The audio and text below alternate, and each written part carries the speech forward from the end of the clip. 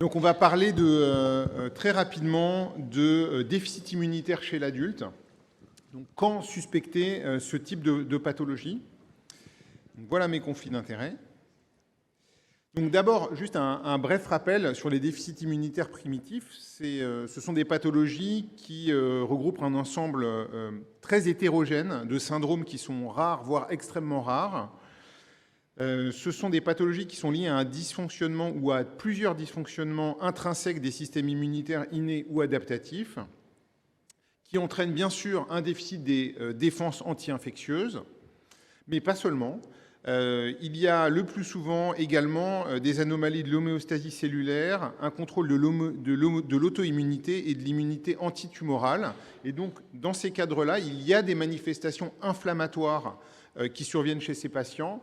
Et le tube digestif étant le premier organe immunitaire de notre corps, évidemment, l'intestin est touché par ces manifestations inflammatoires. Donc, comme je vous le disais, ce sont des maladies qui sont rares. La prévalence en France est estimée aux alentours de 10 pour 100 000 personnes.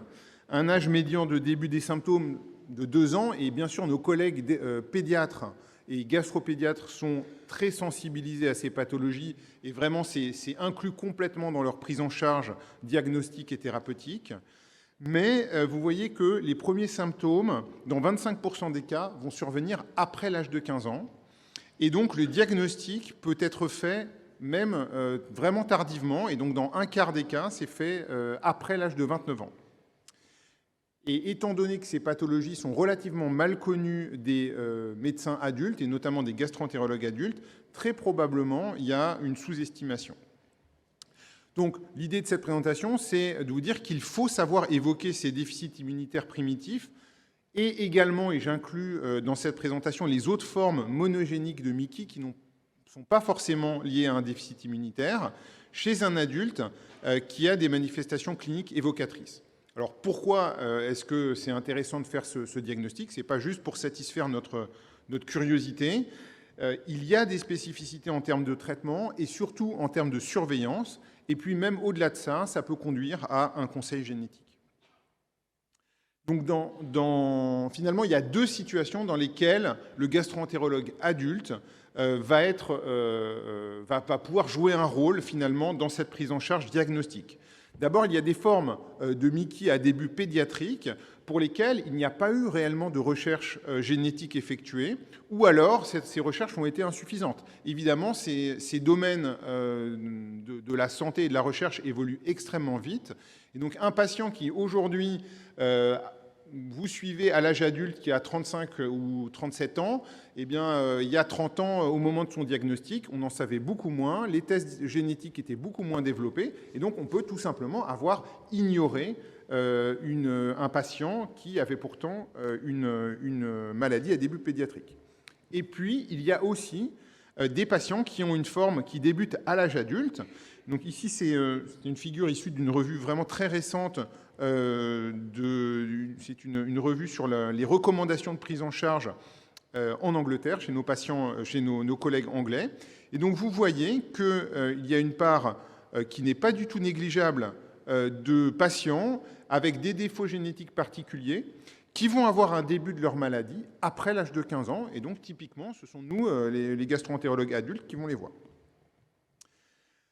Première liste de signes cliniques d'alerte qui doivent vous faire évoquer un déficit immunitaire primitif chez un patient adulte avec MICI.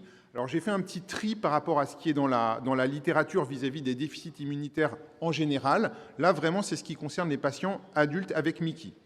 Alors évidemment, d'abord, vous avez toutes les problématiques d'infection. Plus de 2 otites ou 2 sinusites par an, ou alors une sinusite chronique. Plus de 2 mois de traitement antibiotique par an, ou alors le recours à des traitements antibiotiques IV, 2 pneumopathies dans l'année, 2 infections graves dans l'année, l'existence d'une mycose cutanéo-muqueuse persistante, une infection ou des infections virales répétées ou chroniques, herpès, zona, verrues, aftes, condylomes, etc., des épisodes de fièvre importantes inexpliquées. Ensuite, bien sûr, s'il y a un terrain familial, c'est-à-dire des cas de déficit immunitaire primitif connus dans la famille, c'est un élément important. L'existence de manifestations auto-immunes ou granulomatoses. Et puis, et ça c'est aussi un élément que parfois on peut négliger, l'existence de dilatation des bronches ou de bronchite répétée sans cause connue. Alors évidemment, tous ces symptômes-là, chez un patient qui a une Mickey adulte déjà sous immunosuppresseur, il faut le moduler. Vous avez vu avec les présentations précédentes les surrisques infectieux, notamment chez ces patients. Donc il faut évidemment en tenir compte pour moduler ces critères. Si on a une suspicion de déficit immunitaire primitif, avant de se lancer dans des tests extrêmement complexes et larges, il faut déjà commencer par faire des choses très simples qu'on peut faire vraiment tous les jours. Un dosage pondéral des immunoglobulines, une numération formule sanguine avec éventuellement une numération des lymphocytes et un frottis, et puis demander des sérologies vaccinales, post-vaccinales ou post-infectieuses. Au-delà de ces tests simples, évidemment, après, on peut faire des tests fonctionnels beaucoup plus complexes et des tests génétiques chez les patients pour lesquels on suspecte une forme monogénique de Mickey. Alors, qu'est-ce qui doit nous faire cela? Alors, je ne vais pas répéter les critères infectieux, les infections répétées ou sévères, les pathologies auto-immunes complexes ou un syndrome d'activation macrophagique. Et puis après, il y a d'autres signes qui doivent nous faire nous alerter. Des cancers d'apparition précoce avant l'âge de 25 ans, et puis bien sûr des antécédents familiaux de Mickey monogéniques présumés. Donc là encore, le côté interrogatoire du patient est absolument clé. Il y a d'autres arguments qui entrent en jeu, même s'ils ne sont pas suffisants par eux-mêmes. Un contexte de consanguinité ou des cas familiaux multiples, une maladie périanale grave avec notamment des difficultés de cicatrisation, et bien sûr un patient qui a une forme réfractaire à de multiples thérapies. Encore une fois, ces critères sont importants en combinaison avec les autres, mais en eux-mêmes ne sont pas forcément suffisants pour aller faire des tests génétiques très larges. Autre circonstance assez rare, certes, mais que l'on discute de plus en plus, c'est lorsque l'on a un patient qui a une forme réfractaire et que l'on discute de faire une greffe de moelle osseuse. Donc évidemment, ça représente un tout petit nombre de patients, mais néanmoins, c'est vraiment important de faire ces tests génétiques dans ce cas-là. Pourquoi ? Parce que si on a un patient qui a une anomalie génétique qui va toucher le compartiment hématopoïétique, aller faire une greffe de moelle, même une autogreffe de moelle, ça n'a absolument aucun sens.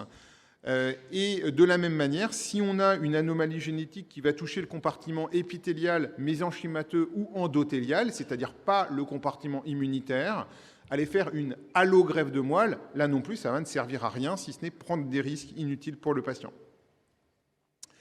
Donc en conclusion, les déficits immunitaires primitifs et les formes monogéniques de Mickey chez l'adulte, il faut y penser devant un tableau clinique inhabituel, la résistance au traitement habituel, une histologie atypique, et puis je vous ai parlé surtout du contexte également familial, des antécédents, etc. Il faut se poser la question, et il y a des diagnostics tardifs, donc ce n'est pas parce que votre malade a commencé sa Mickey à l'âge de 18 ou de 20 ans qu'il ne peut pas avoir de forme monogénique de Mickey. Il faut, chez un adulte, bien sûr, exclure un déficit immunitaire secondaire. Il n'y a pas que les déficits immunitaires primitifs. Les déficits immunitaires secondaires sont beaucoup plus fréquents. Donc, dans les cas de déficit immunitaire de l'immunité humorale avec une hypogammaglobulinémie, il faut éliminer un syndrome néphrotique, une entéropathie exsudative, une cryoglobulinémie, un lymphome de Bagrab, un myélome. Et puis, dans les déficits de l'immunité cellulaire, évidemment, il faut penser au VIH et aussi à l'HTLV et enfin aux hémopathies lymphoïdes. Et donc, là, on peut faire des tests relativement simples, protéinurie, phénotypage lymphocytaire, scanner. Si on doit aller à l'analyse de moelle, évidemment, on va en parler avec un hématologue, et puis des sérologies virales, HIV, HTLV.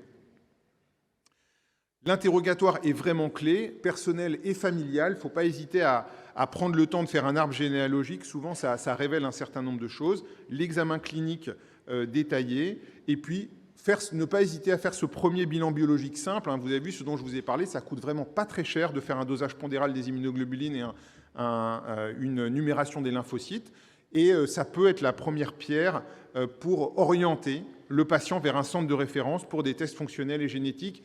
Évidemment, si vous avez suffisamment d'arguments pour penser que le patient a une maladie monogénique, il ne faut pas hésiter à transférer, à adresser le patient à un centre expert, parce que là, on rentre vraiment dans des considérations qui sont extrêmement spécialisées, qui concernent un tout petit nombre de patients. Je vous remercie.